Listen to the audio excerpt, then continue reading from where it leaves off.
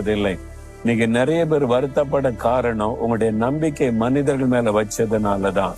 உங்களுடைய நம்பிக்கை கர்த்தர் மேல வைங்க. உங்களுடைய மனுஷ தயவை கர்த்தர் உண்டாக்கி தருவார்.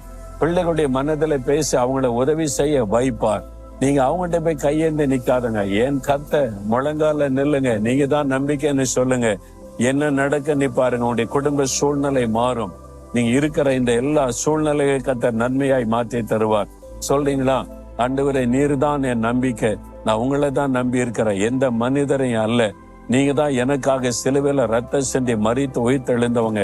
எனக்கு வாக்கு கொடுத்திருக்கிறீங்க, கடைசி வரை காத்து கொள்ளுவீங்க. உம்மை நம்புற ஆண்டவரே, என் எந்த சூழ்நிலையிலையும் மனிதரை நம்புவதில்லை அப்படின்னு அறிக்கையிடுங்க. இன்றைக்கு ஒரு மாற்றம் உங்களுடைய வாழ்க்கையில ஆரம்பிக்க சொல்லுங்க. ஆண்டவரே, நீரே என் நம்பிக்கை.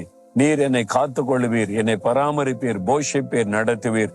இனி எந்த மனிதனையும் சூழ்நிலையை நம்பாதபடி உம்மை மாத்திரமே நம்பி சார்ந்து கொள்ளுவேன். இயேசுவின் நாமத்தில் ஆமேன்.